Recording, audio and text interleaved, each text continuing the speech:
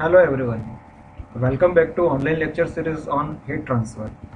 We are continuing with our topic of steady state heat conduction. So let's begin.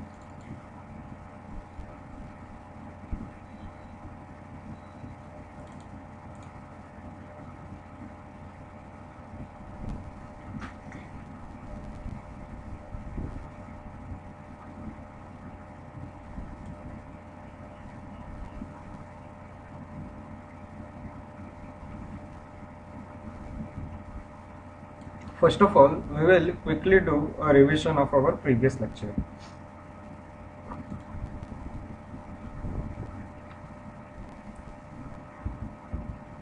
So we begin with Fourier's equation, which is for steady state one-dimensional flow of heat conduction through homogeneous material, which is given by Q is equal to minus Ka dt by dx. Assumptions in Fourier equation. So these are all assumptions that we have gone through, and these are essential features of Fourier's equation. And with the help of Fourier's equation, we defined a transport property for heat transfer, heat conduction, that is called as thermal conductivity. So here we took few terms as a unity so that we equate Q to K, and thus we can define the thermal conductivity. And then there are few important remarks on thermal conductivity. First of all, thermal conductivity is due to two things. First is free electrons and second is vibrational waves. And there are other some important features that we studied last time, that is the value of thermal conductivity in various phases, that is solids, liquids and gases, and the dependence of thermal conductivity on temperature, and it mainly depends on the value of beta.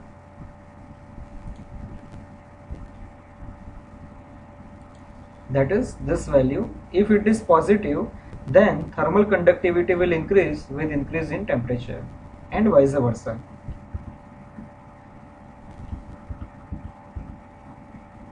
Then we began one major theory, that is general heat conduction equation in Cartesian coordinates.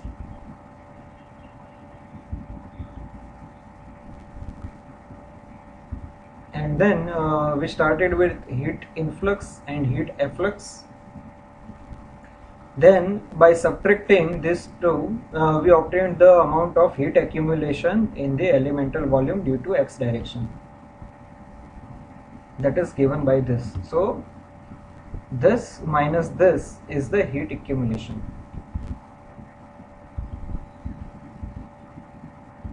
Then these are all mathematical operations, and we finally obtained the amount of heat accumulation in x direction, y direction and z direction. And then we summed all three, and this gives us net heat accumulation in all three directions. Now we added one more thing, that there can be some heat sources inside the control volume. So we took a term Qg, which is heat generated per unit volume per unit time, and this equals to this. So total heat generation is this. And these two terms, that is net heat accumulation and this heat generation, together will increase the thermal energy of lattice, which is given by this formula. This is formula which is derived from our standard equation mCp delta T. So in this case, this equation was given as A, this was B and this was C. So A plus B is equal to C. The same thing is done over here in the for energy balance. That is, this was the first equation, this is second equation, so A plus B equal to C. And we removed some common terms, so we came up to this. The above equation is general heat conduction equation in Cartesian coordinates. First is, there are few cases that we discussed last time. First was homogeneous and isotropic material, in which K is going to be same in all three directions. So we removed K because, not removed actually, but we took it common because Kx, Ky and Kz are equal. And then steady state heat conduction, in which we removed this term. In case of steady state heat conduction, we can remove del T over del tau. Then internal heat generation, Qg is 0, and then we took a third case, which is unsteady state heat conduction with no internal heat generation, and then we came up to the last case, which is one dimensional steady state heat flow with no internal heat generation. Then we studied about thermal diffusivity. So it is given by K by rho C, and it is the ratio of thermal conductivity to thermal storage capacity. So here high value of alpha could result from either high value of K or low value of thermal capacity. Liquids have low thermal conductivity and high thermal inertia, so liquids have low thermal diffusivity. And metals have high value of K and low value of thermal inertia, so it has high thermal diffusivity. And these are another few important features of thermal diffusivity. Then we will begin our new theory today.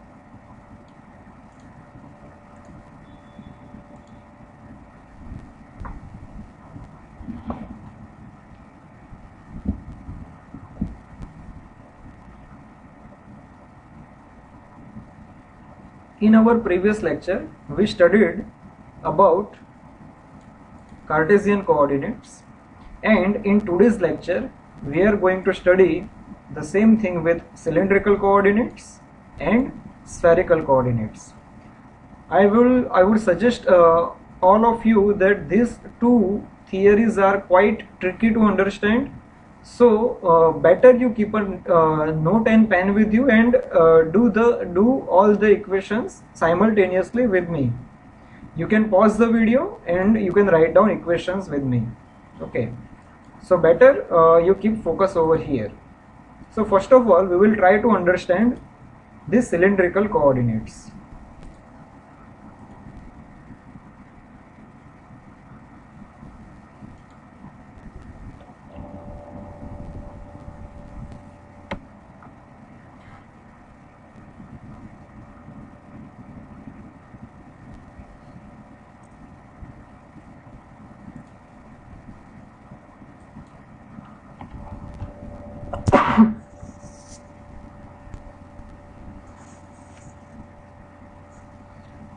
My apologies.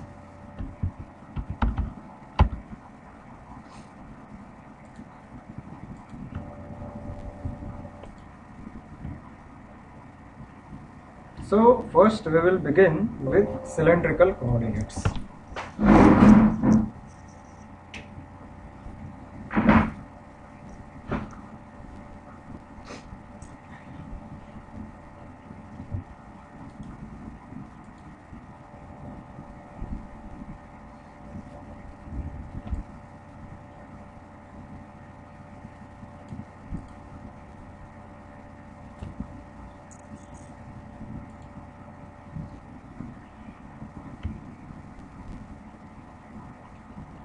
First of all, we will try to understand the meaning of this cylindrical coordinates.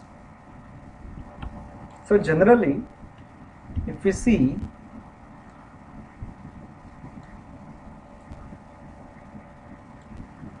we are well aware of Cartesian coordinates, that is, The Cartesian axes are very easy to understand, that we have x,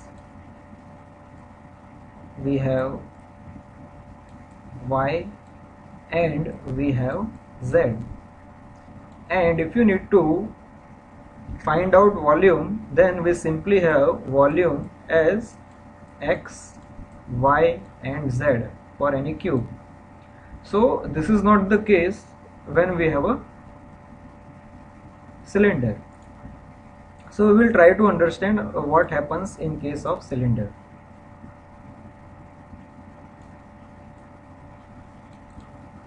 So this figure looks quite complicated on our first sight, so we will try to understand this with the help of a simple cylinder first. Do we have a cylinder? Okay.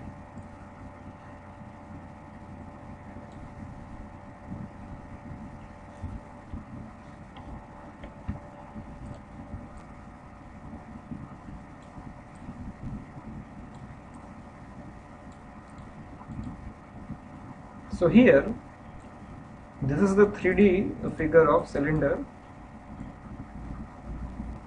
As you can see, this is the three-dimensional cylinder. I have kept it hollow so that you can get a proper view of this. So when we have such kind of cylinder,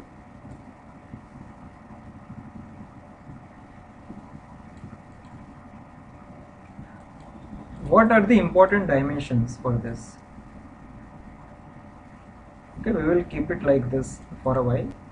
So if you see, if we roughly draw a simple 2D sketch of a cylinder, then we can draw it in this way. So how many dimensions are present in case of a cylinder? Previously, in a case of a cube, we have 3 dimensions, x, y, and z. So here, if you see, based on our school studies, we can say that for a cylinder, the thing which is important is, first is height and second is radius. So these two things are sufficient to describe any cylinder. So as you all are aware that we were having pi r square h as the volume for a cylinder. So to describe a volume of a cylinder, r square and h are sufficient. So at least now we are aware that for a cylinder we require radius and height of the cylinder. So two terms are final. However, still we don't have that third term which can be the axis of the cylinder. So regarding this third term we will see. So let me erase this part first.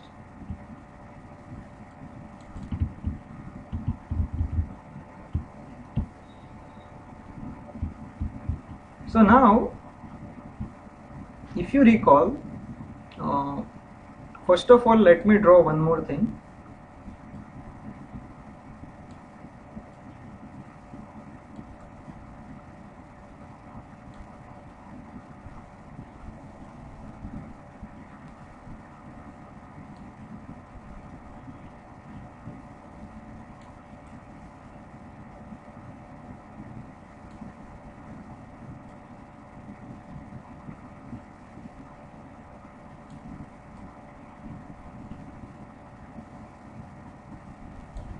So let us say that we are having a cake. The full cake is like this.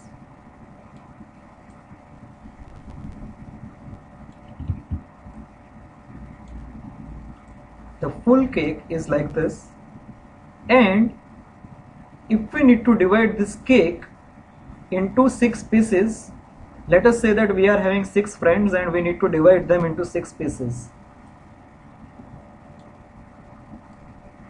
So these are 4 pieces, and now there are 6 pieces which are present. Obviously we are going to divide them in the same quantity. So now you can find easily that what I have done over here is, let us say that I have taken this piece of a cake. Then this will be the piece that one of your friends will be getting. This will be the one piece of a cake. And if you see this in a 3D view, then this is the same thing, the same piece we have taken out. And if you observe, cake is also of a cylindrical shape. So now if you see the dimensions that we are having over here, so first is this radius r is there, that is obviously this portion is the radius one. Okay, the next is the height of the cake, that is this. Let us say this as h. And as I was telling you to divide this cake in a 6 friends in an equal manner, so you will say that all the cakes, if as the total is 360, each angle of piece of cake will be 60 degree. So one more thing which is coming into picture is this angle, and let us denote this angle as phi. Okay, so now you should be able to understand that now we are ready with 3 coordinates, r, h and phi. However, phi is not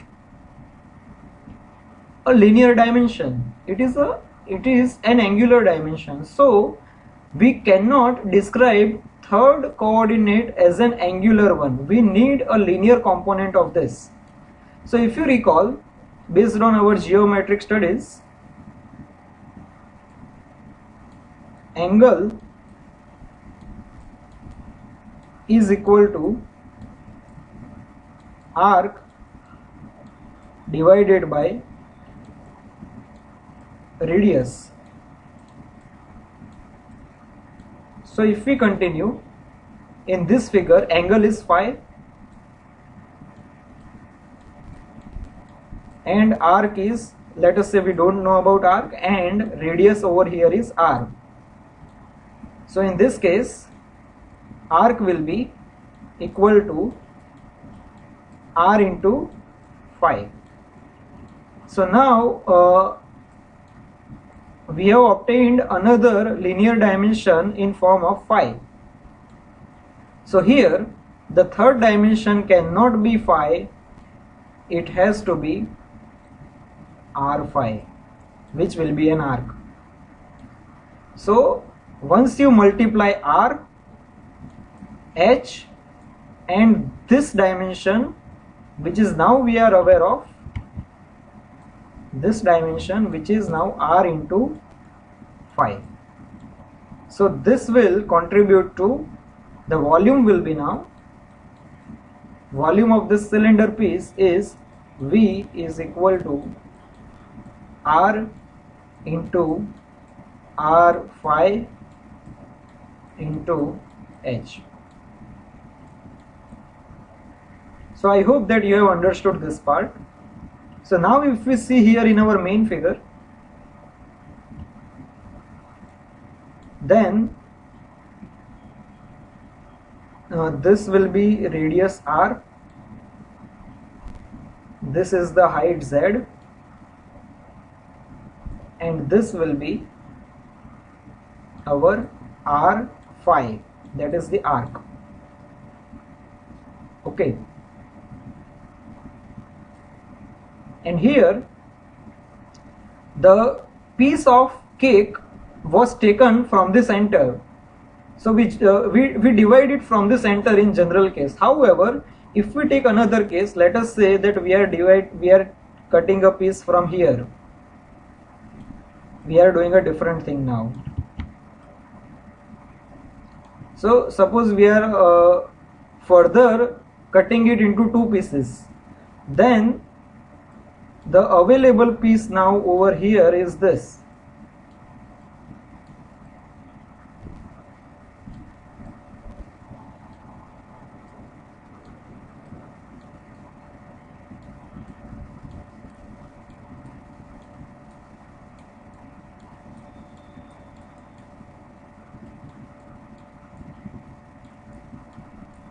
if you see carefully. So this is we have divided this single piece into another two pieces.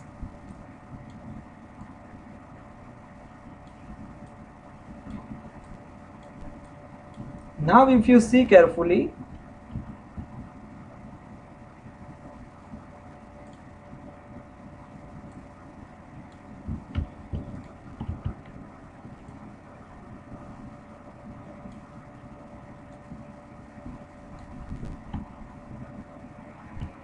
if you compare this piece, with this red highlighted piece, then both are same. Okay, so now both are same. So for rest of our theory, we are going to only focus on this red part which is available here.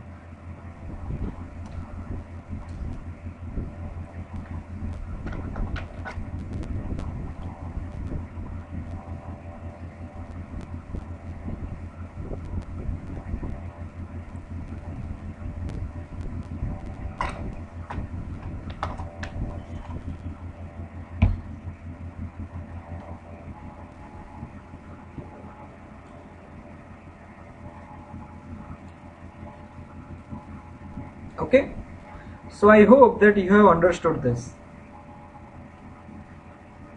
Now we will only focus on this part.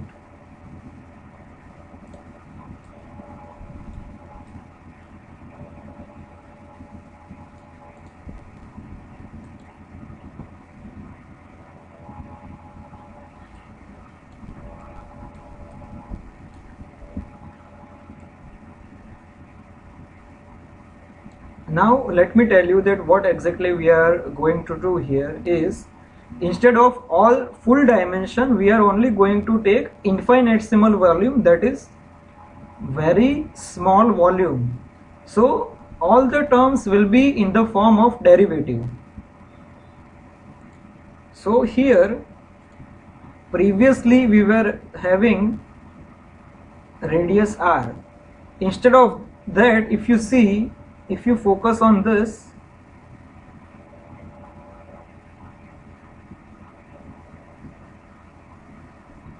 this is, here we have shifted it to dr, that is we are only taking infinitesimal radius.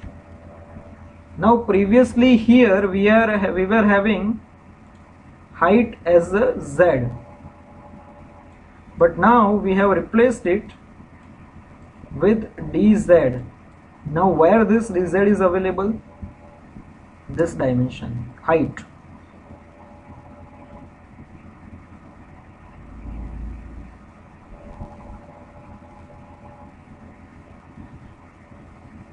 This is the value of dz. Okay, and if you recall, we were having r into phi as our arc. So as this is infinitesimal volume, it is replaced with r d phi, and where you can see this, it is available over here. This part is r d phi. So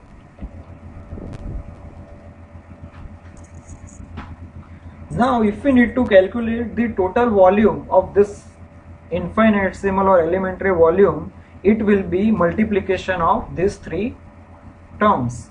So here the final volume in this elemental volume will be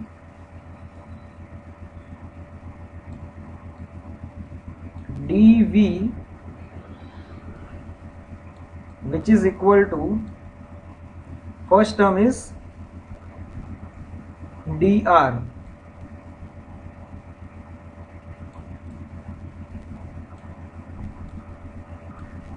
that is radial term.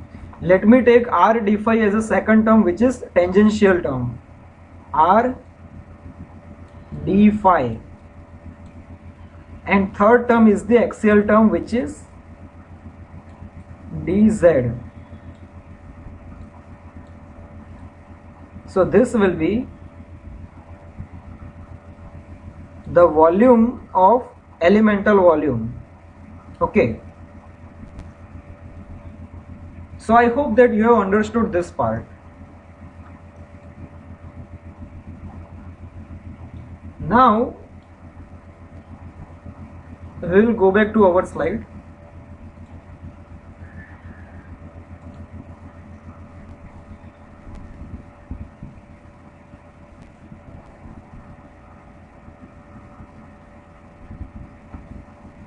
So when heat conduction occurs through systems having cylindrical geometries, that is conduction through rods and pipes, it is considered more convenient to work in cylindrical coordinates.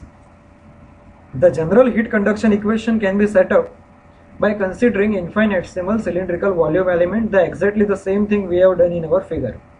And we have obtained this formula: dV is equal to dr multiplied by r d phi into dz. And writing energy balance in radial, tangential and axial direction. So what we are going to do in this theory is we are going to write energy balance in all three directions. There are few assumptions that we have taken. First is thermal conductivity K, density rho and specific heat C for a material do not vary with position. So we are going to assume all these three terms as constant throughout our theory. Next is uniform heat generation at the rate of Qg per unit volume per unit time.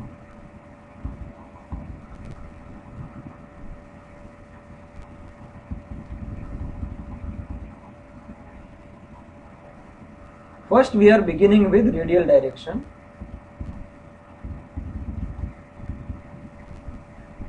So now you need to be very careful from now onwards.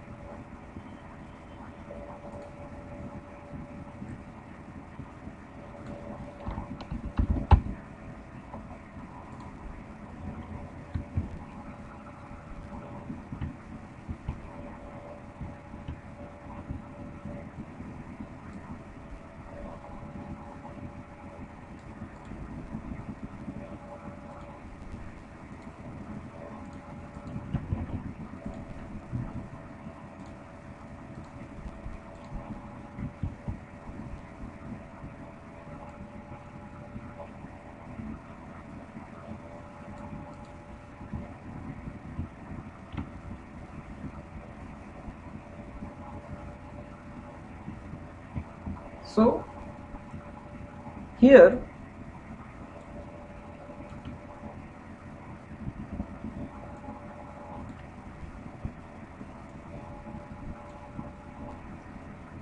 first of all we are going to deal with radial direction. So what is the meaning of radial direction?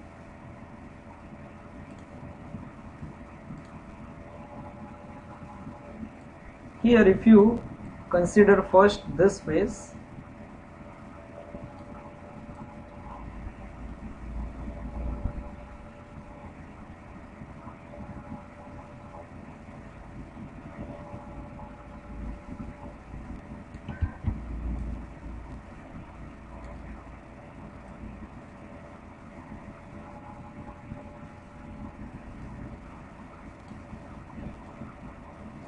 this is the first phase from where the heat is entering. If you see here, this is the entry of QR, that is heat is entering into the radial direction and it is exiting from this phase.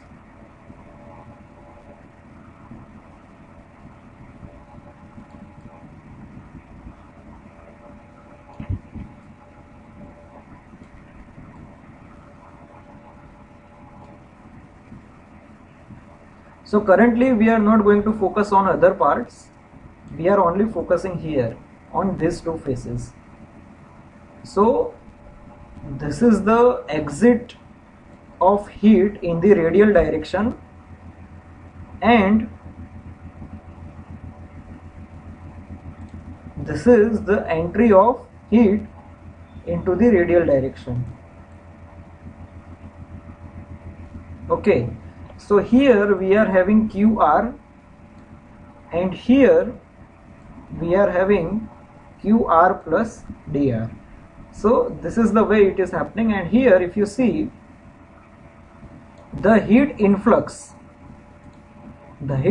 is given by this formula.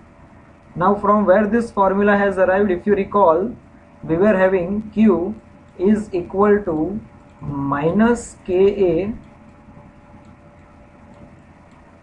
dt by dx. So this is nothing but a Fourier's equation. Here instead of area we are having r d phi into dz. So from where this area is coming, if you calculate the area of this blue phase, then it is r d phi multiplied by dz, that is the area dr in radial direction, which is equal to dz into r d phi, that is multiplication of two sides gives us the value of area. And for the heat efflux, that is red phase part, that is this we need to calculate. So this is nothing but QR. Okay, we can copy with this part first and we will take it over here so that it is better, it is visible properly to you.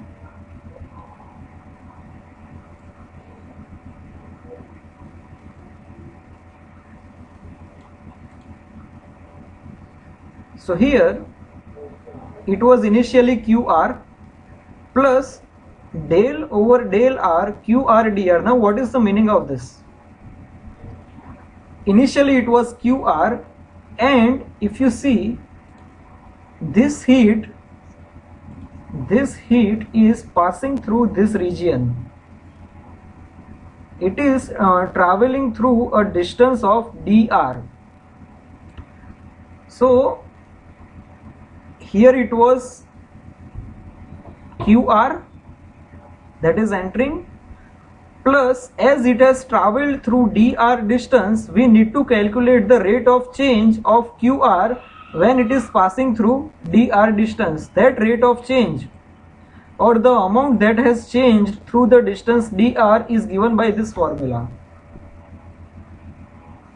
And if you need to understand this with the basic equation, then if you recall, d can be written as d0 plus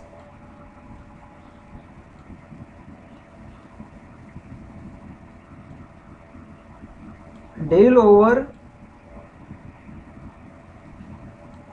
del t d into dt. Now what is this equation? This is simply an equation to calculate the distance. Let us say that initially d0 was 5 meter for this, and velocity is 2 ms inverse, and it has travelled through delta t time as 5 seconds. Then the value of d will be 5 plus this derivative term is actually the velocity, that is 2 into dt, that is delta t is 5. So the final answer is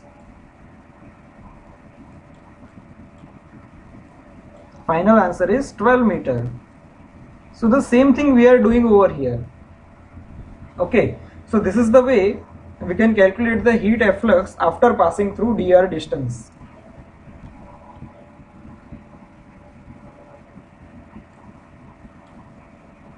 Now we will get back to our mathematical part over here.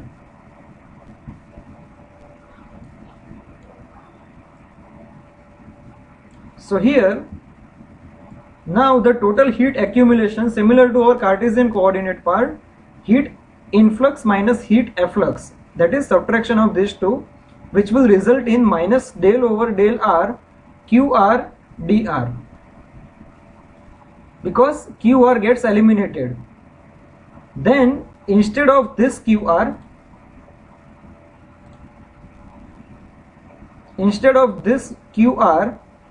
we are putting this value. So here if you see, minus del upon del r is as it is, and instead of qr we are putting this value, and dr is as it is. Now if we move forward, here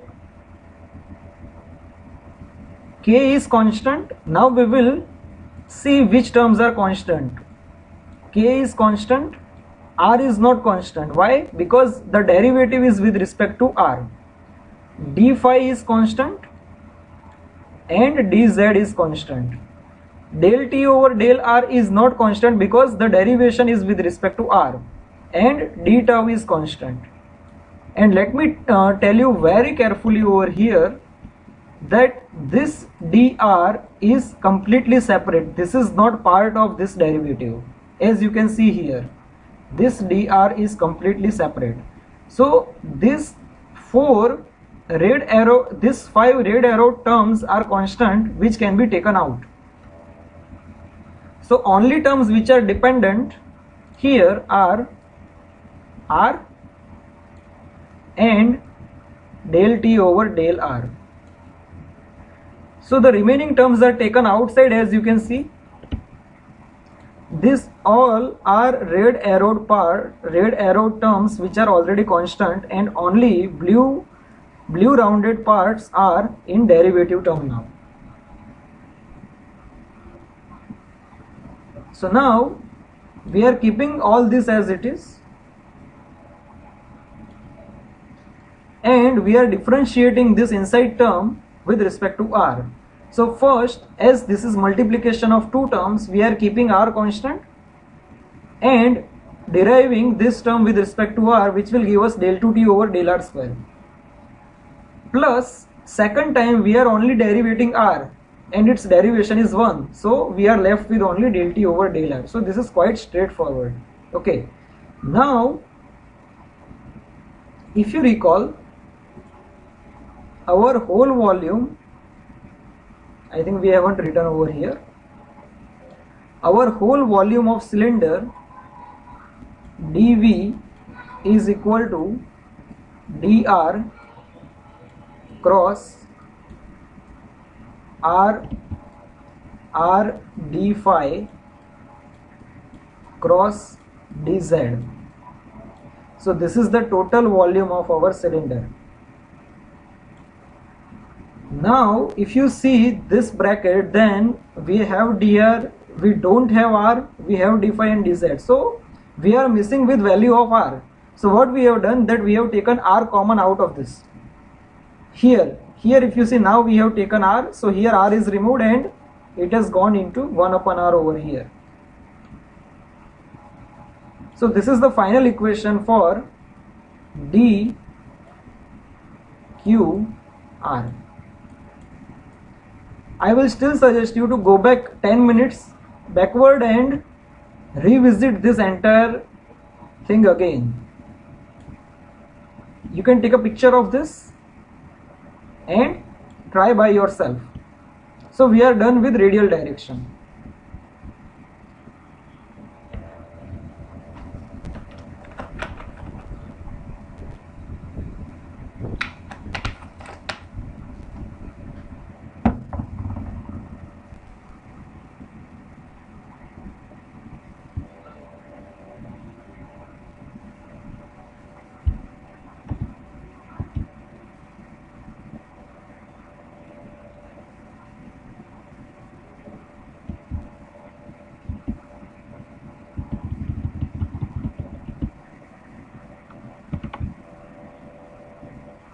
Okay, so now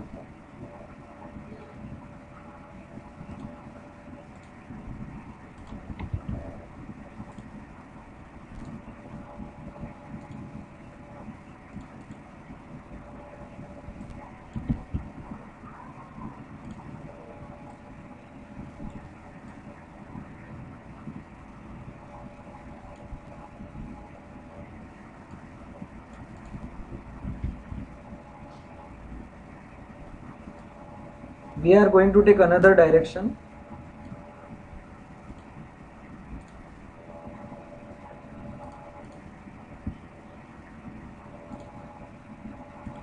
That is tangential direction.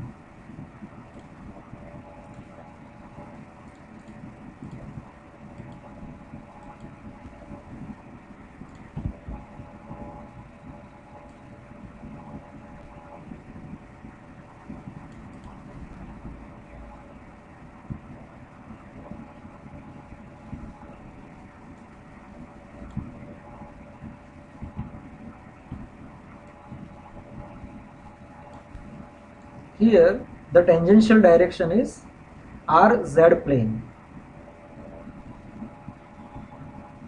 So I will try to show you that what exactly we are talking about.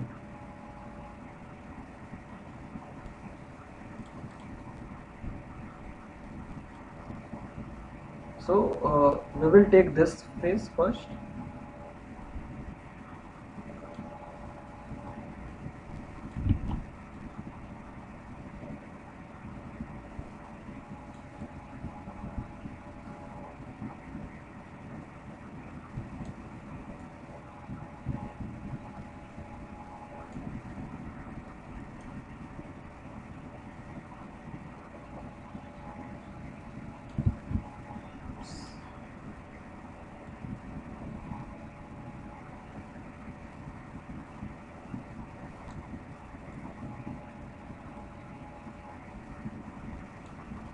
And this will be our second face.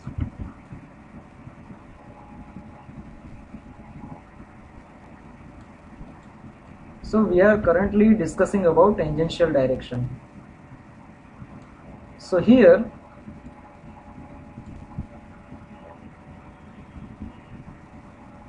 this will be our Q phi, that is the entry part of heat, and this will be Q phi plus D phi, that is the exit part of it. So the thing is, the direction of transfer of heat is this. If you see this arrow, then it is flowing in tangential direction. Now as far as area is concerned, if you see, if you calculate this area,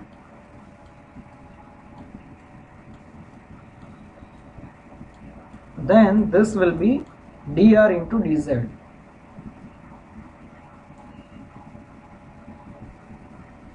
So now we will move slightly quickly now, because it is simply the same way we are going to deal the way we were dealing with radial direction. So q phi, that is heat influx, is given by minus k. This is the area. Del T over, previously we were having del T over del R. Now here in denominator we are having r d phi. Why r d phi is there? Because the distance which heat is traveling is this, which is r d phi.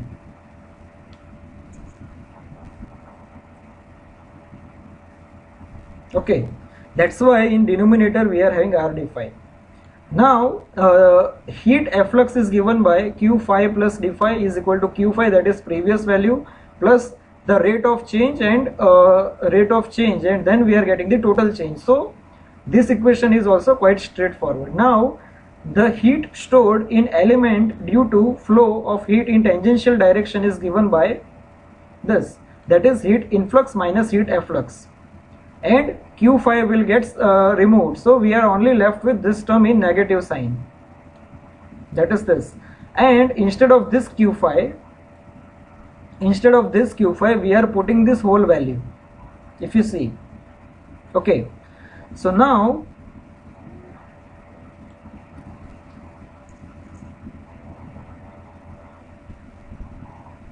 here we will focus on which terms are constant with respect to this derivative. So here derivative is in terms of phi, so this is constant, this is also constant, and this is also constant.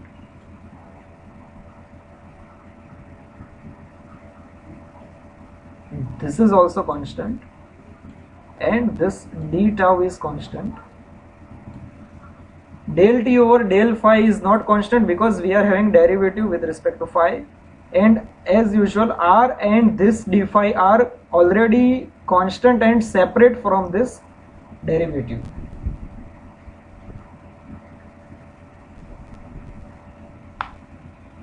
Okay, so we are going to take all these constant terms outside which are here.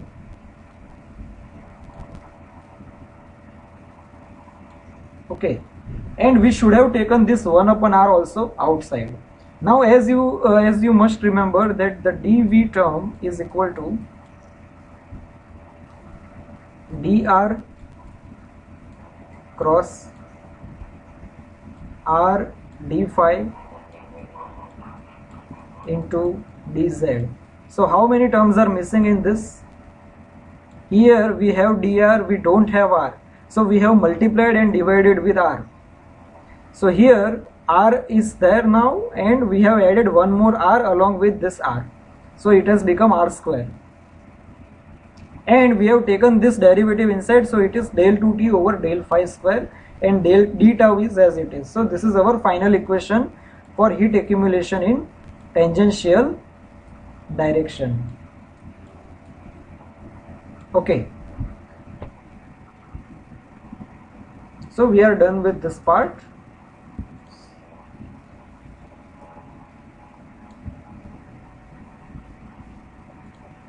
Now we will take the third direction, which is axial direction.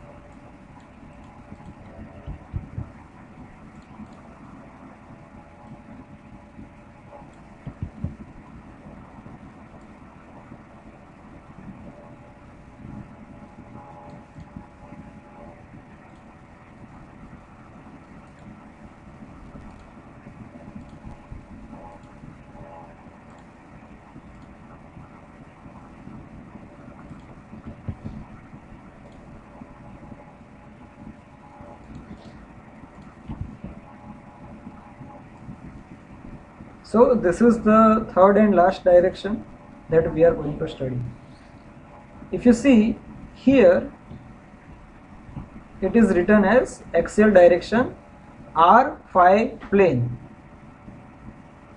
So I will explain you which direction is this. So here we are talking about this.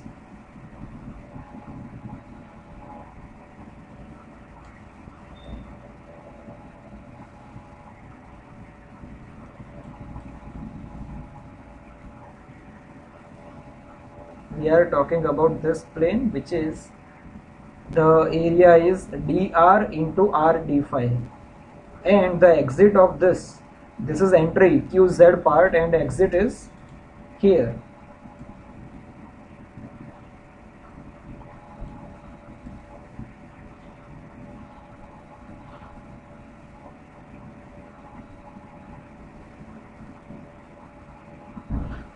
So this will be the exit qz plus dz, and if you see, the direction of heat is this vertical direction, and in our case it is axial.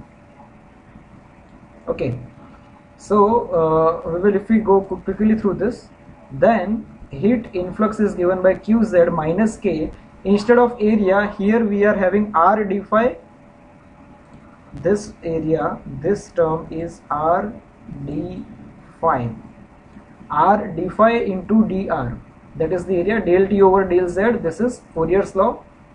Heat efflux is given by qz plus dz is equal to qz plus del by del z qz dz, and heat stored in element due to flow of heat in axial direction is given by heat influx minus heat efflux. So finally we are left with only this term with negative sign. Okay, so instead of qz here, we will be directly putting this value.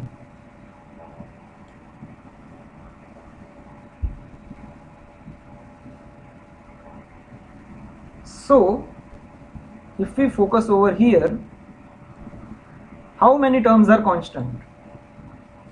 K is constant, R is constant, d phi is constant, dr is constant, d tau is constant, and dz is already out of derivative. So all terms are constant, so we can take all of them outside. These are all constant terms, and here this is only dependent term on this del z. So finally we are getting this. Okay, so this is our final equation for dqz, that is heat accumulation in axial direction.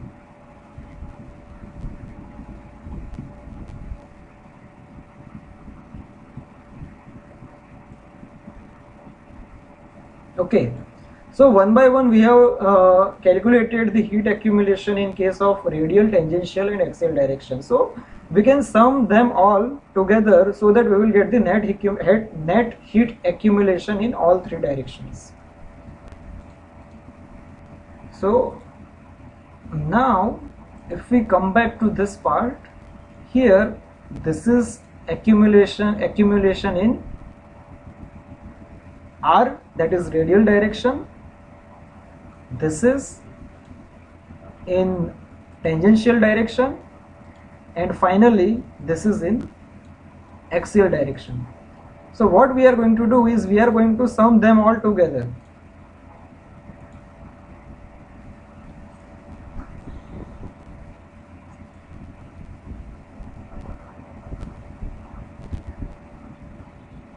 So first of all, we are going to calculate heat generated within a control volume, which is given by this formula Qg dV d tau, because Qg is the heat generated per unit volume per unit time. So total heat generated is given by Qg dV d tau.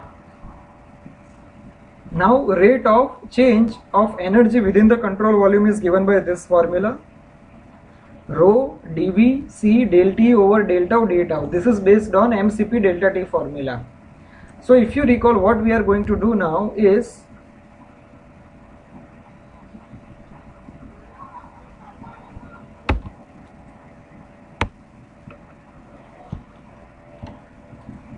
we are going to sum all three together, that is this one, this and this, plus the heat generated.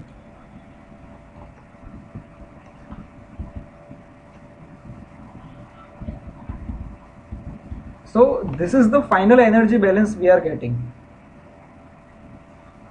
Now I will suggest you to pause this video to go back here. That here dV is written. This dV is nothing but our dV was dr cross r d phi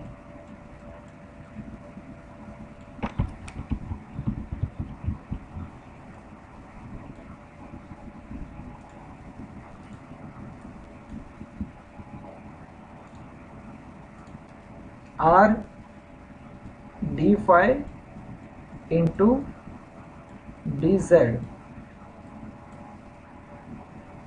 So in our previous formulas,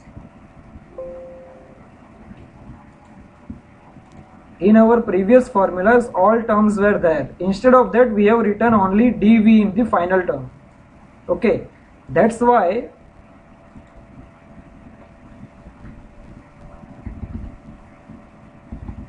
here we are having only dV term and they are taken outside. So this term, that is total or net heat accumulation in 3 directions plus heat generated, is equal to the rate of change of thermal energy. So the next formula is, we have removed dV and d tau from this equation. As you can see, dV and d tau are common everywhere. So they are taken outside and they are removed. So we are only left with this term. Okay. And finally, we have also taken k common. That is, we have removed k from here and we have kept it over here, Qg upon k and rho c divided by k. And k by rho c is thermal diffusivity, as we have studied in our previous lecture. So instead of k by rho c, we have put alpha over here. So here, this is the general heat conduction equation in cylindrical coordinates.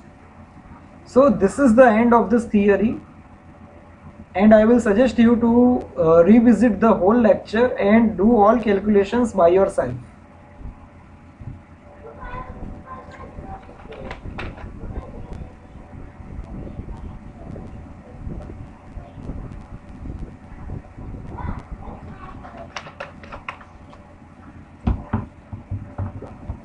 This is spherical coordinates and we are going to discuss this in our next lecture. So we will quickly revisit what we have done in our today's lecture.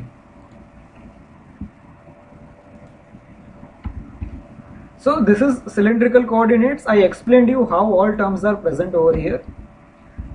Then we started with the elemental volume dV, which is given by dr, r, d phi, dz. There are assumptions, and then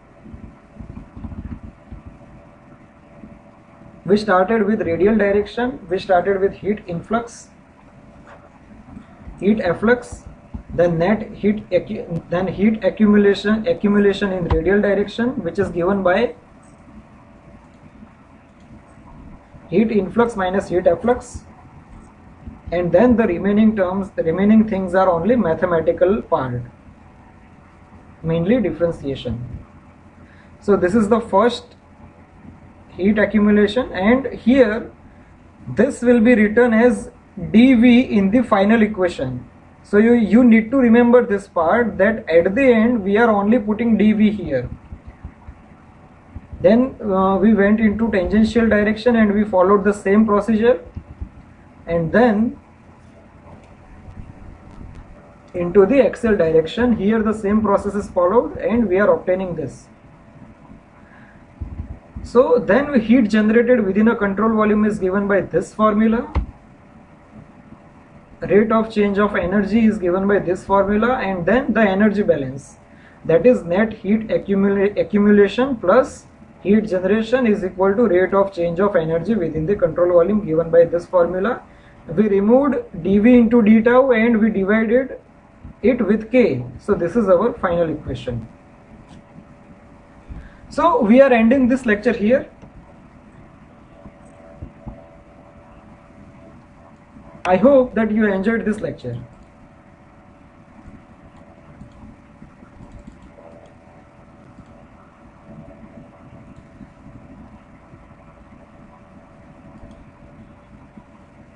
Thank you for watching this video.